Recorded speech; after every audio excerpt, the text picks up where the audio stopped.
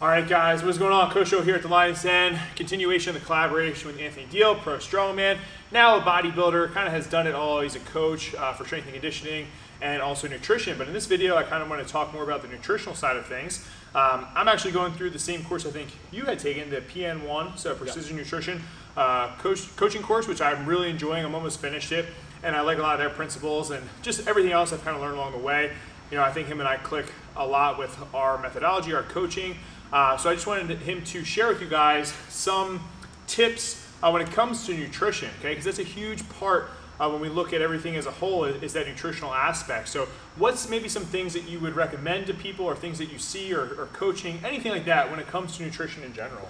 Yeah, so there's a lot we can talk about here. So I'm a weight class athlete, so I've always dealt with a lot of athletes who need to eat in a certain way and make a weight class, right? So it's a little bit different if you're bulky, if you're a big guy over here, you can eat whatever you want and get stronger. But so the thing that I've always tried to solve is how to stay lean and work towards a weight class while getting stronger. And when you do that, I think nutrient timing is pretty critical.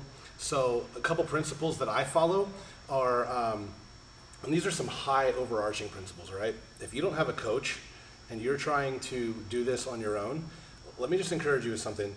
Never make a change to your plan after 1 week of data, okay? So if you've got your macro set, you're training hard, and you jump on the scale and you're 3 pounds heavier, a lot of times what gets people spinning their wheels is they're gonna change everything.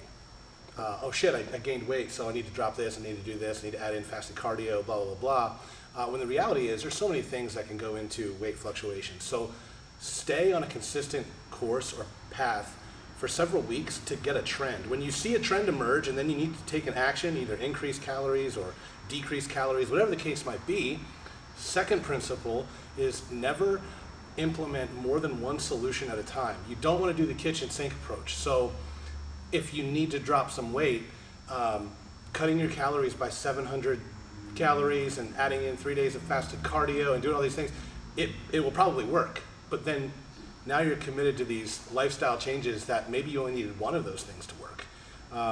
And so I see this all the time with people is they will just spin their wheels for years because they don't take time to respond to what's happening. They just react. They freak out, knee-jerk react. And the reason I'm talking high level on those principles first is because we could talk about macros all day long. We could talk about nutrient timing, which we can get into. But at the end of the day, it's those overarching principles that are going to guide you to help make long-term progress. At least that's how I see it. Yeah, definitely. I think often at times people overcomplicate things when the solution sometimes is way more simple.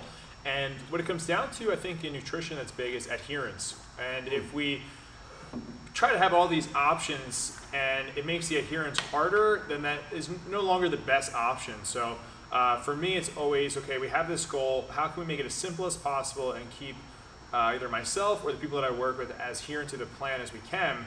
And that's kind of where we have that game of just, kind of finding where's that happy medium to make something happen. It's interesting because I coach a lot of different demographics, right? So if I'm coaching somebody who's prepping for a bodybuilding show, well, they don't have an option. They're in a different spot in life. Like, you just need to execute the plan because this is your goal. And, your comfort, you signed up for something uncomfortable, so get used to it. If I'm coaching a soccer mom who wants to lose 20 pounds, I'm not going to, add in all of these restrictions and make it miserable to adhere to, because like you said, if you can't adhere to it, you're not going to follow it. I think it's really important too, whenever I have a new client who doesn't come from an athletic background, I always focus on adding in positive behaviors first before we restrict anything. Yep. So oftentimes people aren't eating enough protein, they're not just moving enough. I mean, walking is so underrated. Just go for a 10, 20, 30-minute walk every day in the sunlight. It's going to help you a ton. Getting enough water. So we focus in on layering in habits first, positive things, and people like choices too, because they like to feel like they're part of the process. So when I review somebody where they're at, their current state, and maybe they're not eating enough protein or veggies or drinking water or moving, I'll say, hey, here's all the things that we need to tackle, we need to address. We're not going to do it all at once. Which one do you want to tackle first? Yeah. Because at the end of the day, it gives them a choice. It feels like they're a participant in this process. Okay, cool, you chose water. So here's what I want you to do. I want you to drink at least 2 liters to a gallon of water a day. Can you commit to that this week? Okay, we get to a couple weeks where they're done with that and they've nailed that habit down. Now we're gonna move on to the next habit. And we just stack habits over time then once they built these new habits, oftentimes what you'll see is they feel better, they look better, their sleep is better. And a lot of times they've lost weight by sheer displacement, right? When you start eating more protein, maybe they're just naturally eating less junk. But once we've built all the good habits, then we can start talking about, you know, maybe, hey, you're having Ben and Jerry's every night. Can we drop that down to 3 nights? And we slowly, and you know, if you throw everything at them at once, you know, some people do this all the time. New Year's resolutions. I'm getting fit. I'm doing this. I'm doing that. They join a gym. They start doing cardio 5 days a week. They go to Orange Theory. They're lifting weights, and they realize like 3 to 4 weeks in, this is unsustainable, and they have that perfectionist mentality. So then they just quit. Yeah. So I like to take the slow, methodical approach of like stack habits and slowly change the lifestyle. And the way I judge my success personally with clients is if they do what I say, they're going to get results, because I mean, I've been doing this for a long time. I know how to get results. I judge my success on, I'll check in with them, where are they at 6 months after they stop working with me. If they're still doing well on their own, then I've taught them the principles that they need to follow, and we're good. So that's kind of how I approach it from a general population client. Yeah, I think the biggest thing you talked about is building proper habits. And when you find that people are implementing these more positive habits, or habits that are just more towards the goals they have, you do see what you had said happen, but you also, sometimes just naturally bad habits just fall off because they're just developing a better lifestyle in general, and it kind of clears up a lot of the problems.